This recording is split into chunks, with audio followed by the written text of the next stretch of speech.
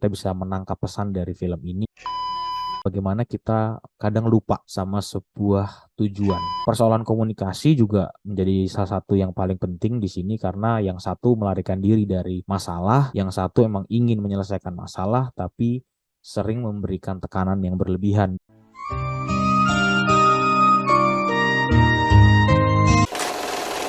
Gue heran, kenapa masih banyak orang yang mau nikah? Waktunya panjang, Mbak bisa ngubah hal kecil sekalipun. Gilang Priambodo itu udah punya istri. Enak banget ya jadi Mbak Ambar. Punya suami kayak Mas Gilang. Halo teman hari-hari, kembali lagi bersama saya Adat. Pada konten kali ini, saya akan banyak bercerita mengenai pesan-pesan yang ada di dalam sebuah film atau tayangan yang mungkin bisa saya ceritakan, mungkin tidak bergantung pada kualitas filmnya, tapi bergantung pada apa sebenarnya yang diceritakan pada film itu dan bisa kita relasikan ke kehidupan kita sehari-hari sebenarnya.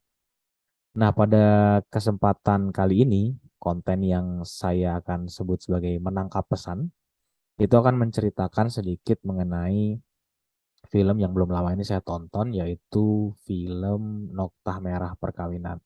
Jadi film ini sebenarnya berasal dari sebuah sinetron yang mungkin udah agak lama di tahun 96. Saya juga tahunya mungkin setelah ke sini ya, bahwa sinetron itu cukup terkenal di masanya di tahun-tahun tersebut dan memang memberikan banyak eh, pengalaman atau memori kepada teman-teman atau semua yang menonton pada sinetron itu. Akhirnya menonton lagi di film yang baru diterbitkan 2022. Awalnya ketika saya coba nonton film ini mungkin underestimate ya karena mungkin banyak yang bilang ini film hanya remake dan lain-lain gitu. Tapi memang setelah saya menonton memang ternyata film ini cukup memberikan impact yang bagus buat saya melihat berbagai macam ceritanya dan juga experience atau pengalaman yang ada di dalam film tersebut. Jadi film ini menceritakan tentang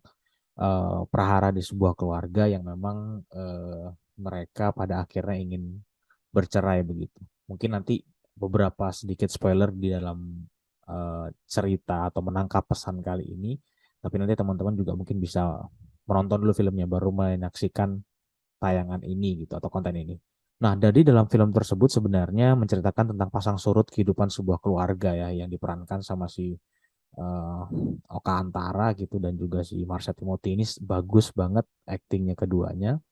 Tapi di dalam cerita tersebut sebenarnya diawali oleh satu keluarga yang memang dingin ya. Jadi hubungan keluarga itu pasang surut. Pasang surut itu maksudnya mereka itu adem-adem aja kelihatannya, tapi ternyata mereka punya konflik yang baru diceritakan di dalam ceritanya. Salah satu ceritanya adalah mengenai yang memang banyak lazim terjadi di seluruh keluarga, yaitu adalah masalah finansial. Finansialnya mereka itu sebenarnya tidak terlalu terganggu.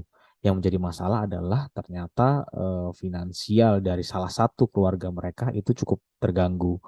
Sehingga ini juga sering terjadi di kehidupan kita bahwa ini tidak hanya untuk urusan pernikahan ya, di urusan-urusan yang lainnya kadang ketika kita sedang menjalin hubungan dengan pasangan, ketika kita ingin membantu orang lain, ketika kita ingin membantu orang lain tapi pasangan kita nggak ngebolehin, ini akan menjadi konflik baru. Padahal niat kita sebenarnya bagus untuk membantu orang lain. Dan ini menjadi salah satu cerminan kenapa saya suka banget sama film ini karena ini mencerminkan sebuah kejadian yang memang sering terjadi di kehidupan nyata.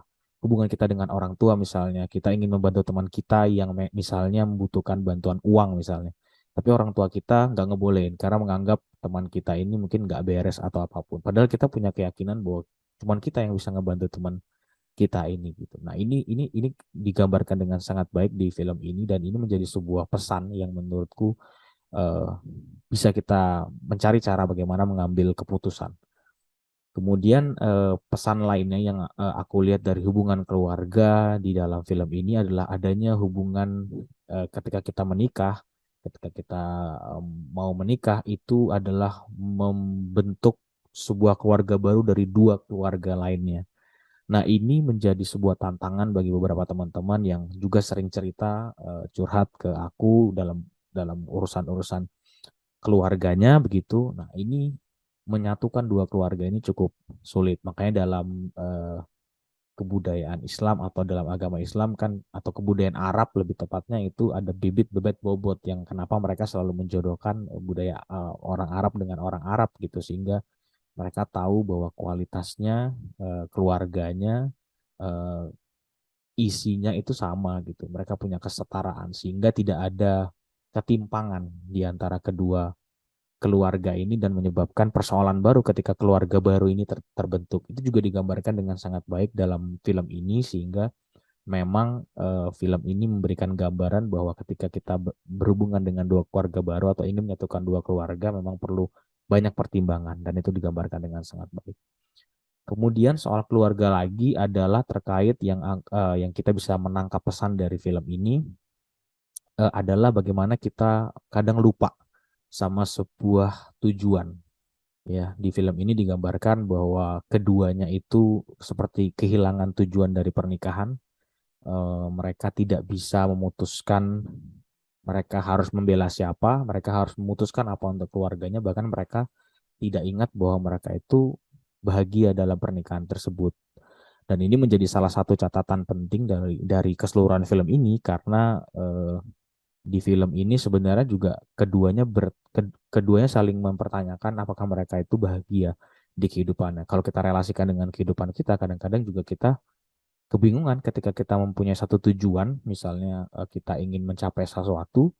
Ketika kita sudah mencapai sesuatu itu, kita tuh nggak punya tujuan yang lain, sehingga kadang-kadang kita malah kemana-mana, nggak jelas, dan melupakan apa yang sebenarnya sudah kita raih sebelumnya, dan kita harus mengulang itu lagi dari awal. Kalau dalam konteks film ini, sebenarnya ketika mereka ingin bercerai, mereka sebenarnya sedang mengulang itu dari awal lagi. Mereka lupa apa tujuannya, mereka lupa kalau mereka sebenarnya bahagia dan saling butuh, dan akhirnya mereka harus menghadapi sebuah perhara besar, yaitu perhara perceraian itu. Dan di film ini nanti juga digambarkan dengan sangat baik bahwa pesan itu juga tersampaikan bahwa ketika kita memiliki sebuah tujuan dan kita lupa itu, ya kita harus kembali lagi kepada asal muasal dari tujuan tersebut. Ya, dua personal ini harus saling ngobrol lagi, berkomunikasi.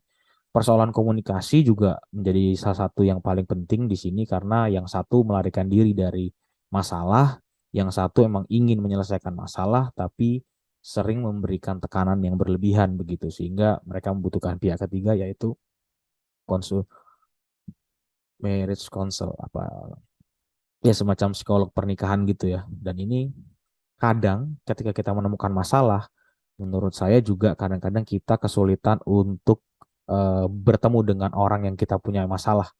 Jadi misalnya kita punya masalah dengan teman kita, kadang-kadang kita sampai nggak mau teguran nih sama teman kita, dan membutuhkan pihak ketiga untuk bisa masuk ke dalam ini. Tapi kadang-kadang justru masuknya pihak ketiga itu memberikan sebuah masalah baru, sehingga ini yang harus diukur, ini yang harus digambarkan secara jelas, atau dilihat secara jelas apakah memang kita membutuhkan orang ketiga ini. Di film ini digambarkan secara jelas, kita menceritakan masalah kita ke orang lain itu bukan menjadi jaminan masalah yang akan selesai, atau paling tidak memang kita diringankan bebannya, tapi justru menjadi sebuah bumerang juga. Di salah satu scene-nya menceritakan pengalaman pribadi kita ke orang lain menjadi bumerang, sehingga ketika kita ingin menceritakan pengalaman pribadi kita ke orang lain, pastikan bahwa ini tidak menimbulkan masalah baru. Dan ini digambarkan juga dengan sangat baik. Saya menangkap pesan yang sangat baik dari film ini tentang hal tersebut terkait dengan komunikasi ke beberapa pihak. Nah, selain itu, root besarnya lagi atau cabang besar lagi tentang soal anak ya. Karena di film ini peran anak sangat bagus, melihat bagaimana mereka itu, apakah benar mereka menjadi korban nantinya dari perceraian. Ini kan sering dibicarakan ya kalau dalam berbagai macam ulasan atau berbagai macam uh, tampilan gitu ya. Nah, saya melihat memang perspektif ini memang belum kesampaian di film ini, tidak tergambarkan secara jelas, tapi salah satu yang memberikan dampak yang cukup serius dari potensi perceraian ini adalah anak akan menjadi dewasa sebelum waktunya. Ini juga sering terjadi di lingkungan kita. Saya punya beberapa teman yang memang secara kehidupan itu agak sedikit kehilangan arah ketika orang tuanya bercerai, tapi sebagian yang lain justru menjadi sangat dewasa ketika orang tuanya berpisah. Jadi mereka punya perspektif yang berbeda, di usia yang berbeda, mungkin juga karena treatment yang berbeda sehingga mereka jadi orang yang berbeda juga. Ini juga bukan hanya terjadi pada keluarga yang tidak utuh karena perceraian, tapi juga keluarga yang akhirnya tidak utuh karena salah satu orang tuanya meninggal, misalnya seperti itu. Jadi anak-anak yang memang eh, tidak memiliki orang tua yang penuh itu punya potensi kedua arah tadi, kehilangan arah atau mereka justru menjadi dewasa sebelum waktunya. Saya punya teman yang memang orang tuanya juga sudah nggak ada, dan rata-rata mereka punya kedewasaan yang sangat tinggi, terutama karena jika mereka memang menjadi seorang anak yang nantinya menjadi tulang punggung keluarga. Kadang-kadang kesadaran itu tidak muncul kalau misalnya tidak terjadi sesuatu pada keluarganya, justru muncul ketika memang dia kehilangan orang tuanya atau mengalami problem di dalam keluarganya, terutama misalnya dalam urusan nikah atau cerai seperti itu. Dan ini menjadi gambaran yang cukup nyata bagaimana si anak peduli sekali dengan apa yang dirasakan oleh ibunya, begitu ya. Anak laki-laki merasakan apa yang dirasakan oleh ibunya. Ini sangat relate dalam berbagai macam hal di tidak hanya di keluarga, tapi tidak hanya di hubungan di dalam rumah tangganya, tapi juga hubungan antara ibu dan anak, terutama ibu dan anak laki-laki yang memang sering eh, sangat dekat begitu.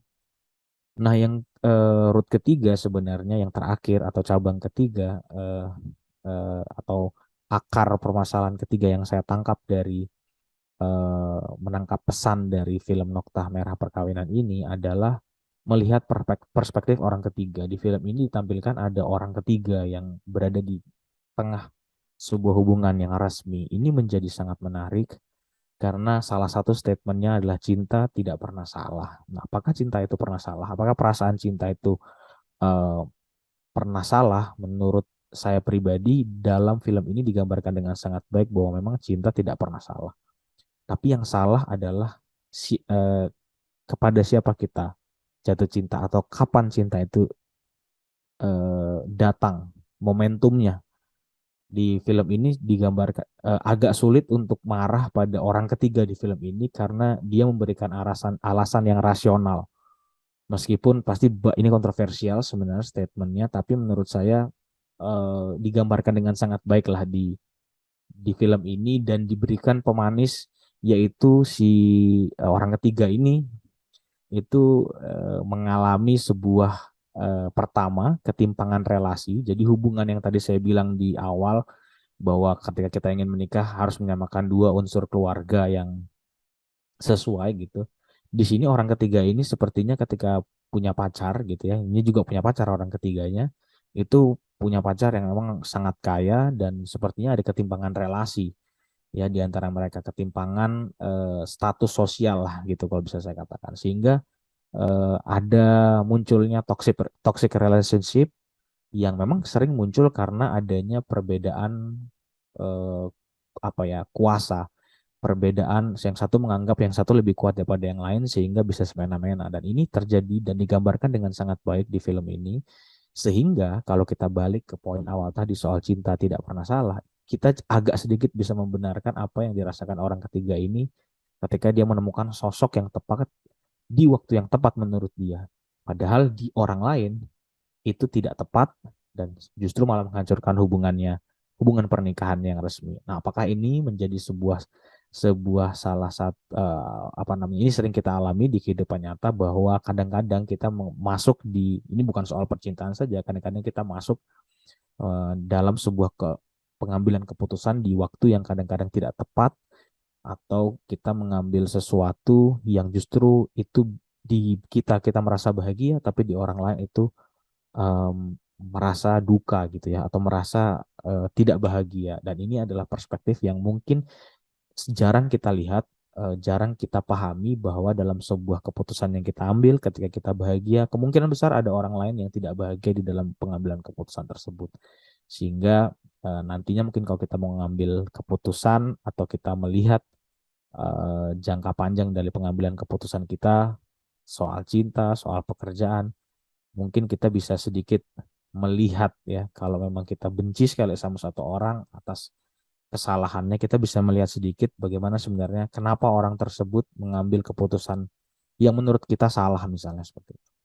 Nah, ini menjadi banyak pelajaran sebenarnya dari film ini. Saya berhasil menangkap menangkap pesan dengan sangat banyak yang tentunya harus saya ceritakan karena menurut saya film ini bagus secara kualitas dan lain-lain, dan memang memiliki pesan yang dalam dan cukup banyak bisa ditelaah, termasuk yang beberapa yang saya sampaikan di awal tadi. Sekian menangkap pesan pada kesempatan kali ini. Sampai jumpa di menangkap pesan selanjutnya.